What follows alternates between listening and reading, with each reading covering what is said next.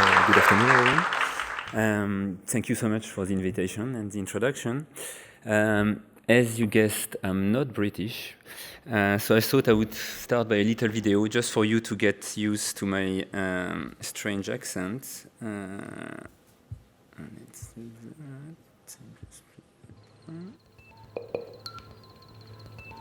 A brick doesn't know his neighbor, it's just a brick. Can one know the next one, and get a chain? About 10 years ago, I thought, what if we actually look at the principle of monocoque, the principle of boat, which is trying to transfer the force always along the surface and never go perpendicular to it. To describe something like that, we probably want to connect using what I would call tangential continuity. Linear parts describing a non-linear type of geometry. It's more than a question for me, it's literally a fascination. The difference between intensive versus extensive curvature. What I would call extensive curvature is what has been presented before through the work of Ryotto. That the bubble model is more performant than the box. He certainly proved it to us. But if you take a bubble and you scale it up to the scale of a room, up to the scale of a building, what looks like being double curved is actually planar at every single smaller description. So intensive curvature is still trying to optimize double curvatures, but we fix a maximum radius, which means that instead of having one single surface spanning from one side of that room to the other, you have to go through tubular elements, you have to go through split, recombination, resplit, merging together, resplitting together, etc. It's thinner than your credit card, less than 1 millimeter thick aluminium, and yet you can stand on the top of a structure like that.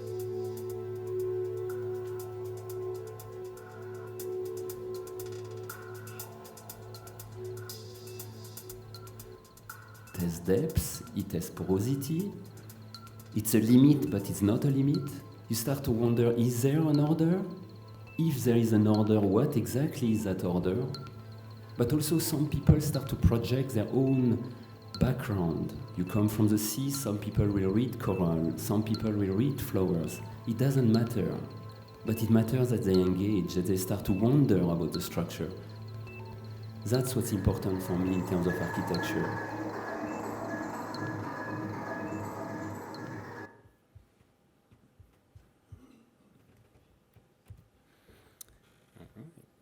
Okay, perfect. As you guessed, I'm probably going to talk a little bit about computation and digital fabrication. I think the title today, I try to call it structural segmentation and dealing with ultra-thin surfaces. Just to bring you back a little bit, end of 90s, early 2000, anything who looked like complex in architecture had to be decomposed as sum of elements. Sum of planar elements, or you go the complete opposite road, the molding roads. The planar guys had no choice than actually decompose what looked like a complex form into a sum of triangles. That was end of 90s, early 2000. 2004-ish was the race of who could decompose the first one as a sum of quads. Of course, triangle, cutting them into some of the material are pretty expensive and deal with all sorts of problem of nodes. The quads came, and then the polygon came. That's actually one of the very first surface just described as a sum of polygons. You take any kind of geometry, mesh surface, you can relax it, you can describe it as a set of panels, unroll them, nest them, digitally cut them, and eventually whatever is going to be your final form, you can reconstruct it.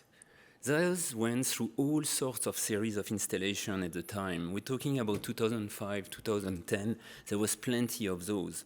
The problem is, an installation like that, barely 2,000 parts, took about 4%, 10 days, full-time, plus all series of helper on the side. We knew directly the premise was probably wrong. The premise at the time was the very many. Can we describe complexity through the very many, each being unique, each being responsive to all sorts of criteria, structure, environment, name them, you can describe it. But we didn't know how to recompose that thing. And the name of the studio was misnamed. It's called Theverymany. And actually, what we discover from that is the next 10 years of the work had to address the opposite. How do you go from the very many to the very least? How can you reassemble as fast as possible those type of structures so you can eventually reach the scale of architecture? So you take a geometry like that, just a random one, non-linear, a series of branch, a mesh. Why is that non-linear? So that you can't just array panel onto that? The difference is, it was that the first discovery, the first little invention we made was the idea of, if we can't assemble 2,000 panels because it takes too long, what if we reduce the number? What if we start to recombine those panels into, let's say, a series of linear stripes, for example? So you take that same geometry, you can start to describe it as those elements, and now you might only have 400 or 500 of those. You can reassemble it not only faster, but also you're away from the paradigm of the singular. You're away from the paradigm of a panel, a name, a neighbor. Here you suddenly have one panel, many, many neighbors, which means you have redundancy as well in terms of structure. Very quickly we arrived into a lack of knowledge of geometry. We are architect by training. We do love to write computation, we do love to write codes, but we are very limited into actually our pure geometry knowledge. What we can do, though, is program, and program many. Many can often solve on the computational side, not on the material side, can solve many, many problems. So we went from early class of descriptive geometry to what we would call search protocol. So you take a geometry like that, an installation for the Centre Pompidou in Paris, and you can see how it's generated, a series of points, from points network, from network to tubes. Then we arrive to a geometry which we call nonlinear. How do you describe something like that? You suddenly have to have a series of little agents running in parallel, because the previous methodology, which was just recombination, none of the panels would know each other. If they don't know each other, sooner or later, they will trigger a mistake somewhere or a non-optimal solution. Here they can run in parallel, they can have all sorts of different behavior, which is where the color came. And the reason why it's black and white was actually suggested by the Centre Pompidou just to express the nevros of those behavior. We call them schizophrenic. They're actually fighting each other. You never want to find the best rule. You never want to find the best case. Because if ever you find the best case somewhere, you will trigger a mistake somewhere else. You will trigger a problem somewhere else into the geometry, because we are into those nonlinear type of geometry. From there on, we discover another advantage of those geometry, just going empirical from there, is a difference between intensive and extensive. Basically, extensive is what every Fraiotto protégé is trying to do, is the use of double curvature structure through geometry. Unfortunately, most of the time is just a flat mesh that one way or another you inflate, one way or another you relax. But the mesh can exist flat. Intensive is slightly different. He is actually trying to use double curvature, but actually trying to constrain the radius that you're allowed to use. Therefore, you start to have geometries that become tubular. Those tubular start to branch, recombine, open up, rebranch, rejoin. And you eventually arrive to a geometry in those environments like that. I'm an architect. We don't always only evaluate things in terms of efficiencies.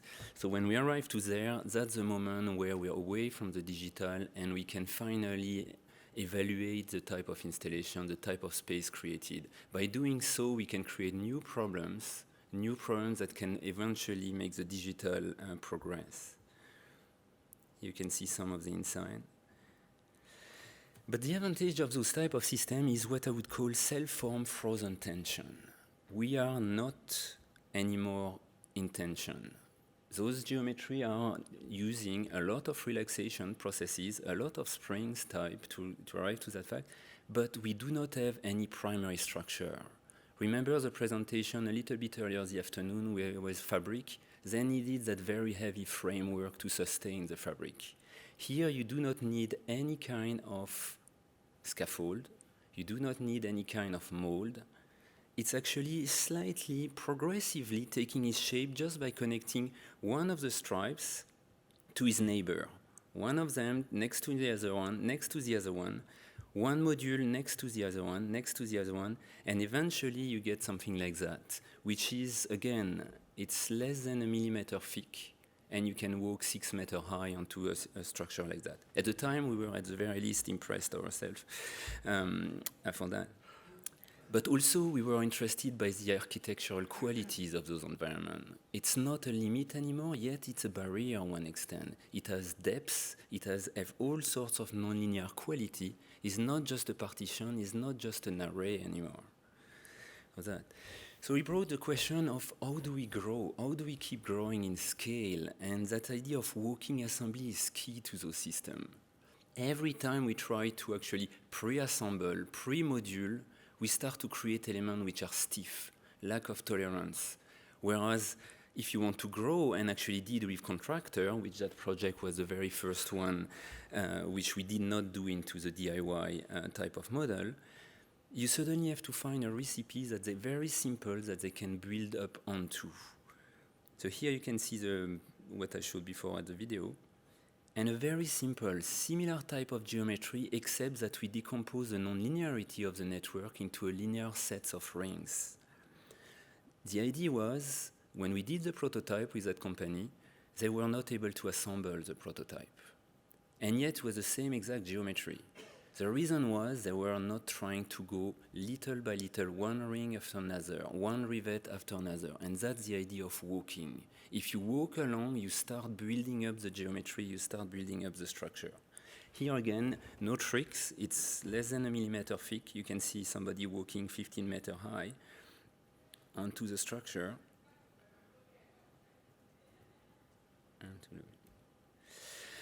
But nevertheless, the idea is always the same for us. We want to grow scale, we want to grow complexity and reach back architecture. So that idea that the piece, or it's one of its quality of the piece, would be through the intricacy of the part as its limitation.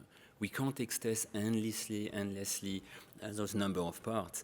So we went from trying project where we go from intricacy through the parts to intricacy within the parts. A small project, an installation in New York for storefront art and architecture, where here the idea was, what if we do different set of agent? One set of agent has one criteria, fabrication-wise. It has a maximum length, it has a maximum width, it can nest, it has also a behavior so that it doesn't curl too much. And another set of criteria which is trying to follow directly the stress flow, the structural stress flow. So what you can see here, in black it's the material, in white is the void, and you can see the black is driven by exactly where the stress flow goes through. But if you're a structural engineer in the room, you would call me out. It's a total bluff. It's a total bluff because you would not get those type of points, for example, those inflection points. Those inflection points came from those transducer. Transducer is simply a sound device that transforms sound waves into vibration onto the material. That project was a collaboration with a sound artist, so we actually included those points into the analysis itself. But that's where we arrive. We arrive into a geometry where how do you describe something to your structural engineer? It's not just a surface, it's not like a beam or a column, it's not a skin versus a primary structure. If you look carefully, the column, if that would be a column, is actually made from the skin, and the skin itself is structural. But also what is inside at some point becomes the inside of the structure, or the inside of the structure becomes the outside of the installation. There is all sorts of mind games going to trying to understand those type of environment. But also, how do you describe something like that to somebody which is blind? you have to borrow suddenly to all sorts of vocabulary, vocabulary which we are not used anymore into the field of architecture. And I think that's where suddenly a material system, the type of environment you can create, form one, which is a unified system. You can see some of the moments. And a slightly larger one, similar type, in China, this one, where here the behavior was slightly different. One is following one direction of stress flow, and the other one is following the other one. So the porosity is following one, and the parts themselves are following another one. You can see some of the interiors, the kids climbing onto it. And again, that is at the thickest 1.5 millimeter at the thickest. It goes from a little bit, 0.5 millimeter to 1.5 millimeter thick.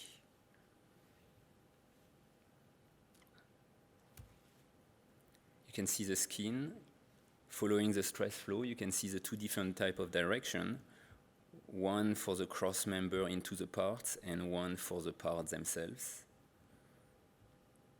onto the skin. And expressed at night as a void, where obviously you see the opposite.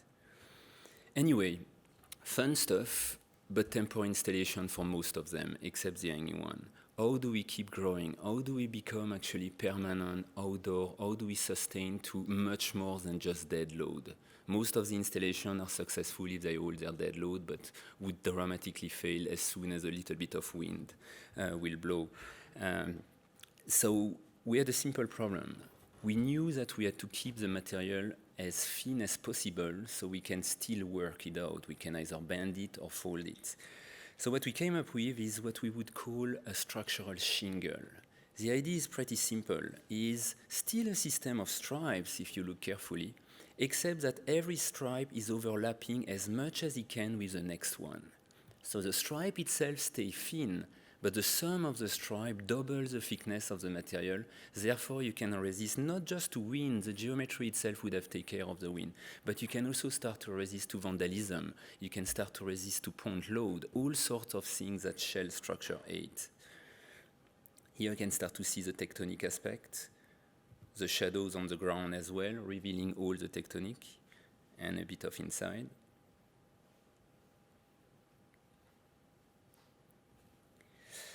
And a different one in El Paso, Texas, a project where we did an entrance for a swimming pool. Similar type of idea.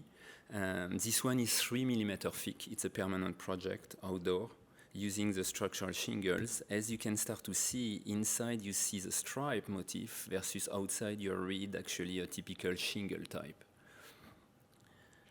Inside, the stripes, the running bonds between the parts versus outside the overlap in order to better resist to impact. You can see the dynamic type of shadow onto the walls. Some of the coloration as well. Every part can be painted, of course, into one single color, so the sum of the parts create all sorts of gradients, dark points, highlights, and the roof. But still, we did end up into another problem. Now suddenly our shingles, in order to get produced, the parts themselves have to be actually bent, have to be folded. More processing on the parts equals the time you save on site, you lose it in the shop. So we thought, what if? We have all heard about BendingActive, of course. That idea of being able to produce a structure, for example, flat like Frioto, and push it up and lock it into place and then release all the scaffold and all the edges condition. But here it's slightly different. It's an idea of trying to be a BendingActive assembly, where a project like that for Astana, Kazakhstan, for the World Expo, it's a permanent piece. It's 14 and something meter high. The total thickness of the piece at its very maximum is 6 millimeter thick, and yet it's a permanent piece. You can also see how it goes from double curvature, intensive curvature, we'll see inside, which is those pipes elements, and at the bottom, to resist to the dead load, the pleats, So how do you go from a continuous, single continuous surface up to a pleated surface at the bottom? All those moves has always multiple reasons. They have experiential reasons, but they also have structural. Why do we have those closed elements? Just to be able to keep that intensive curvature we were talking about before. If we wouldn't have those, we'd just be into extensive, which is not enough to sustain with load. Of course, those type of structure are driven through wind condition. You can see all sorts of moments. Here it's a 3-layer system, not folded for most of it. 2 layers going in the best direction for structure, 1 layer acting as a connector and increasing the material thickness for impact. Here you can see the transition between continuity to actually pleated continuity. Some of the intensive curvature I mentioned before. And at night for that. But still, what we run into in that type of system is obviously high number of parts. The parts themselves very easy to produce. We got rid of the bending. We got rid of the folding part, the folding aspect. The problem is actually forcing them one by one, growing, walking assembly is extremely hard when you have 3 layers. So that's the last one we just finished this year, where we call it compound curvature for now, because it's that idea of taking a little bit from every system we've done in the past. It's a multi-layer in order to resist to impact. It's a small project permanent in North Carolina, Charlotte, where we also mixed positive curvature, negative curvature. We also blend into different systems. It has a cross lamina in diagonal at the bottom. Those ones are labyrinthic. So it's trying to go along the surface, become more and more free from one and unique system of descriptive. It goes from purely continuous. Some of those parts are folded, some are not folded. There is actually 3 different types of thickness of aluminum, up to literally creased also here. Some of the inside. It's a little playground for kids. You can see some of the labyrinthic parts versus here you can see all the very diagonalized version into different direction because of the download, heavy download. And of course a bit of playfulness. Photo by Narrow, by the way, which is somewhere in the room, I really advise. And some of the inside detail.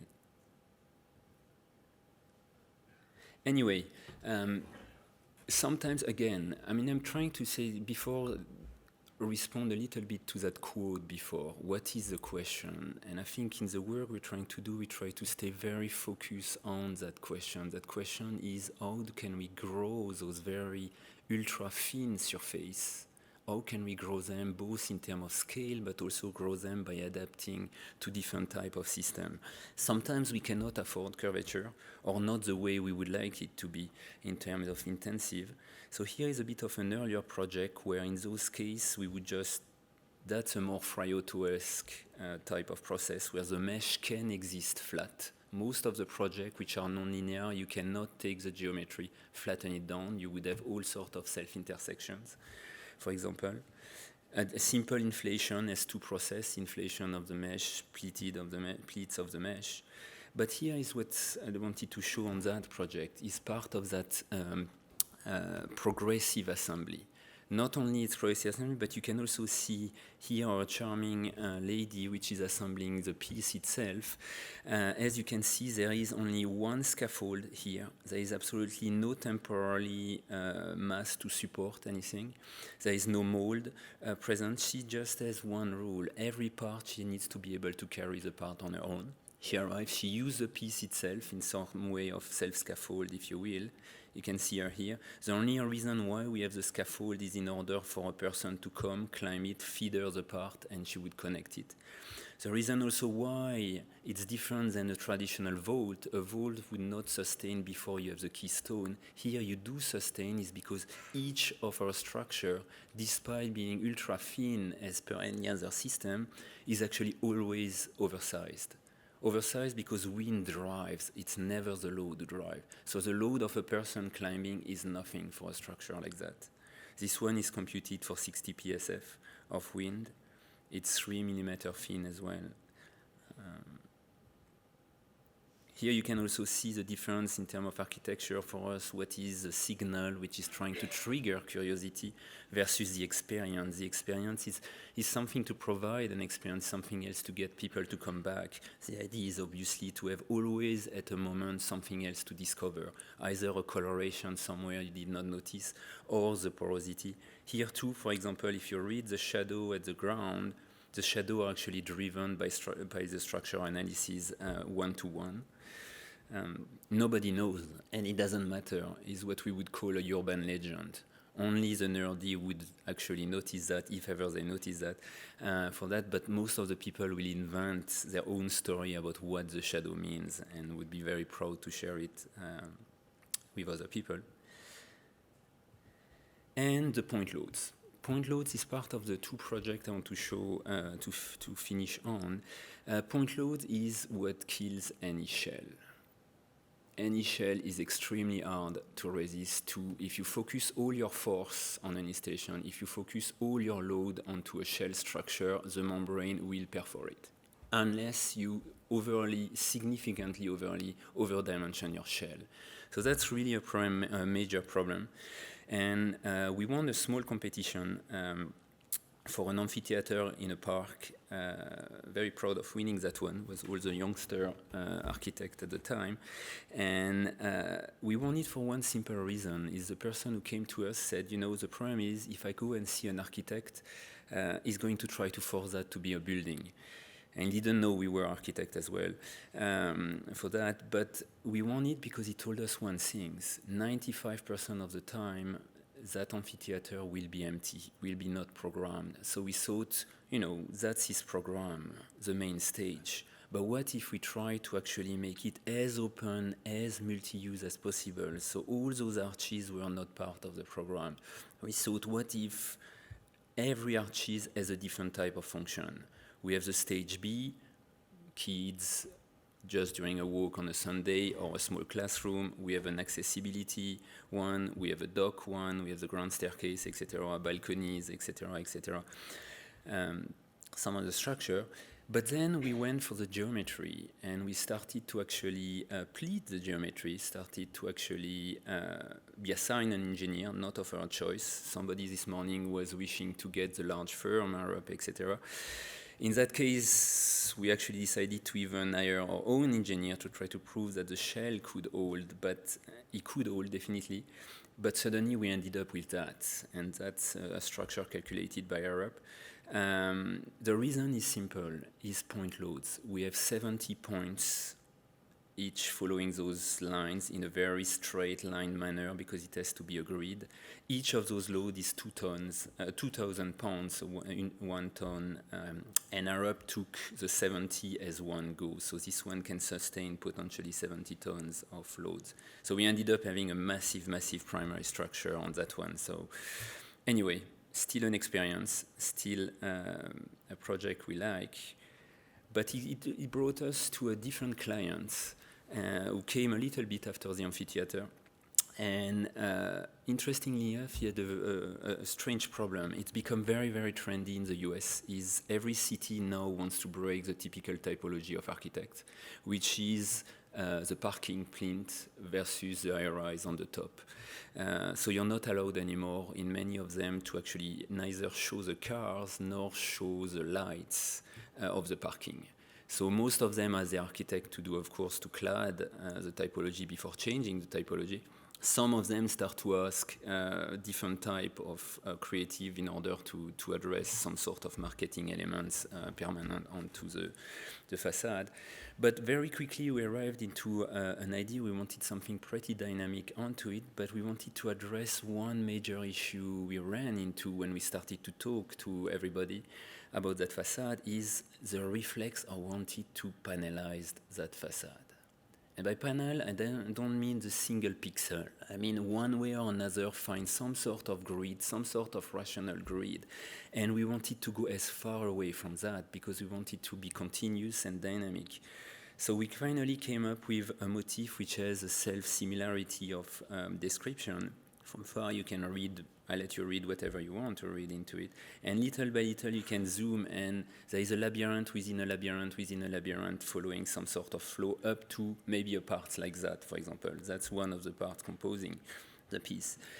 And started to approach a fabricator for the fabrication, but also an assembler. We managed to convince the fabricator, but the assembler again was resisting, was like, no, let's try to create panel. Let's try to use your system, a two-layer system, pleated to get the structural depth. Let's try to make them in panel. We came, did a mock-up, and they very quickly realized that there is no way on earth they would be able to come with panel of that size and anchor it directly to the concrete of the parking.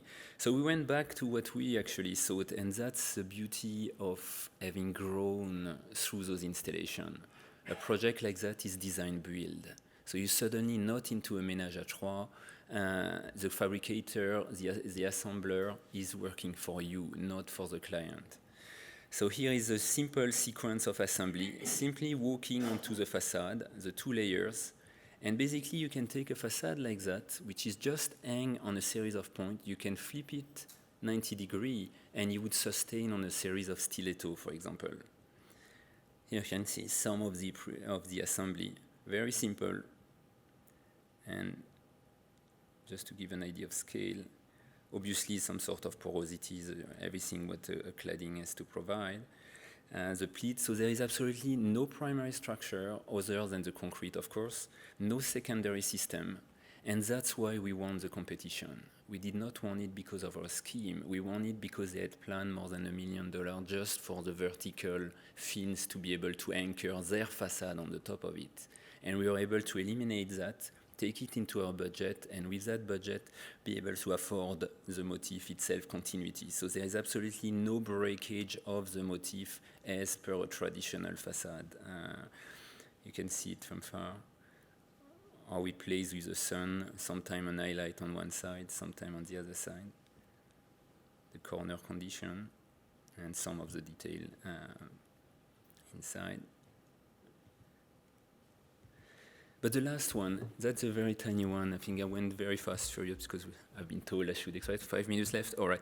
Perfect. It's just the last one, is what I would call freed form. After having been doing that for now more than 15 years of building up, from that first proof of concept of a computational protocol that became little by little in installation, little by little permanent, little by little outdoor, we were so fascinated about the ability of producing at first. Then we were actually very fascinated by the ability to be structural because we needed to sustain. Now we start to convert what I would call freed forms, and there is a slight difference for us about free forms and freed forms. Something like that, which we just completed a month ago or 2 months ago. It's a small, tiny project, permanent in Texas, but it's that mix we are looking for now. A project like that still does not have a primary structure, still does not have a secondary structure. The skin is everything. It's your structure, your experience, your envelope. It's everything. But it's not anymore the kind of limitation we've been programmed, such as Frioto and all that type of Candela type of work. Yes, it's a premise, but right now, you can do much better than that. You can be far more efficient. There is a new technology, just looking into the digital part first. We're still assembling that by hand. It's not anymore a DIY. It goes through every project, goes through a contractor, everything like that. So it does have to fit into an economical envelope. But something like that suddenly can address, in frozen tension, a cantilever, for example. There's not much for IOTO cantilever. Most of the time you load on the edge. It can address all sorts of detail, from very formal ones to kind of edge detail, all sorts of conditions like that, because you do use the advantage of designing under tension, but you're not in tension anymore. You do not need a mast, you do not need a framework. The skin is freezing, basically, and is still double curvature, therefore it's a structure through geometry. Voilà. Thank you very much.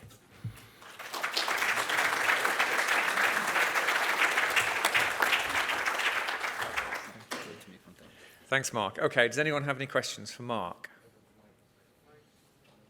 Yeah, down in the front here, Martin. Hello. Dude. Okay. Hi there. Do your structures emanate a sound? Sorry?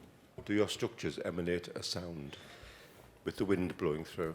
No, not really. It does with the sound. When we deal with the transducer and we actually try to transform sound wave onto the piece itself, yes, there we directly get one. What we do notice with each of those pieces is a different acoustic. So most of them, you would just have a conversation with someone and you would walk in and directly you would stop and feel the sound get absorbed. The pieces themselves with the wind, it's not like it's a rattlesnake and the rivets are barely connected.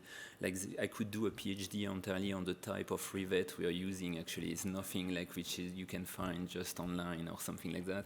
I was just thinking that some of them look like shells. Yeah. And in some communities, they use the shells to blow like a horn. Yeah, no, we I just thought it might emanate a sound if the wind was blowing through and causing convex. Now, sound is one of those factors which, by the way, is often also a failing factor of shell structure. Most of the time, shell structures are so light, so thin, that they actually is a drama in terms of acoustic. Because anytime you kind of rain or something like that, it's just a tambourine or something like that. So sound is one of those criteria we observe right now, but we don't have the control yet. Yeah. Where do you start? Do you start as a sketch? Do you start as a Rhino generative design? Do you start with a solid? Where do you start? Yeah. It's a very good question. I think obviously there is not one single recipe, but what we've noticed is since we're very, very, in a way, very self-centered to some extent, we have a lot of research that one way or another did not aboutir on different projects. So you keep those in the back of your mind, and when you get the phone call of your client, you suddenly like, all right, where is it? It's far. Okay, that means I have to ship. I can't ship a large volume. Therefore, it needs to be flat, etc. And then you look into your research. Where did that work? Where did that not work? Oh, we like that, but that was not optimum, so we start bridging on that. But the most important thing where we do not start is anything which you can find online to some extent. And by that, I mean it's never just a solid at start. It's never just a primitive. It's never primitive you stitch together. So all those mesh, because all are mesh objects, cannot, like I insist, they cannot exist flat, is because they are the result of many, many processes for that. Anyone else? Ooh. Tal, because he's near me and I'm old. I have maybe a technical question. So you're using a lot of stripes and the stripe fold, and I'm wondering if the actual fold on each stripe, is that a manual fold which is not structural, or do you make that with a press brake and give each one structural stability? So all the type of projects should have different solutions to that problem. So this one, for example, is folded, mechanically folded for that. So we actually give every fold is a mark, every mark gets folded, precise angle, and we have a way to offset on the digital side, but we also have a special dice that we do. Yes, that one stays, yes. The one like in Astana, for example, is an hybrid. On a similar stripe, it can partially take the curvature, and sometimes because it arrived to something which is much too tight or something like that, we mark the fold from that part. Thanks for a wonderful presentation. I might have missed what metal you're using. I'm presuming that it's aluminium. Perhaps it's a trade secret which alloy of aluminium you're using. But my question was going to be, had you explored other material types? I mean, I'm thinking specific, well, the obvious thing would be composites. But I actually wanted to ask if you've ever tried it with ply, timber build-ups. And if not, what were the sort of reasons, technical or experiential, that sort of put you off the idea? I'm imagining that it's quite brittle at the points where you rivet. Could you elaborate? So by order, yes, it's aluminium. Most of them are aluminium. Not a trade secret is into the 5000 series for the resistance to corrosion, of course. The age change based on if we need to mark the fold or not mark the fold. So we have sometimes softer, sometimes harder type of aluminium. We use different type of thickness. Yes, we've done composite. We're actually the first one having done the first carbon fiber shell ever applied to architecture in London, by the way, at Selfridges for an installation like 4 shells of carbon, which was also 1 millimeter of carbon at the time. So we do, unfortunately for us, most of our projects are in the US right now, and they are public work. It's extremely hard to win a competition proposing composite material because they will nail you down on the maintenance all the time. And even with aluminium, again, I might be able to do a PhD on the rivet type, but we can certainly also have somebody at the office doing a PhD on the type of protection of paint. Some of those projects are actually cured 3 times just to protect the aluminium, because that's the type of questions that we not only get asked, but also that makes you win or makes you lose if you don't. So for that, then the wood is a little bit similar. We're fascinated by wood. We love wood. It is obviously a touch that none of the composite or the metal have in terms of aspect. But you know, any kind of ply, wood, even if it's marine, one way or another outside is extremely difficult to have outdoor. Without having a need of maintenance, and because those projects are public, you have to assume that there is zero maintenance happening. So that's also a kind of, so early work, we did even indoor installation work, we did something in wood, but as soon as we passed into the public, we got framed in a way or channeled into very strong maintenance questions and things like that. A lot of your designs are static. Have you ever experimented with kinetic elements or? It's an interesting question. It's something we have in the back of our mind, and we've been so focused to first demonstrate that it could work, that in a way we've lost it into our to-do list, you know. And it sounds, of course, it's a lecture, it's a conference. We make it sound easy, etc. But it's nerve-breaking every single piece.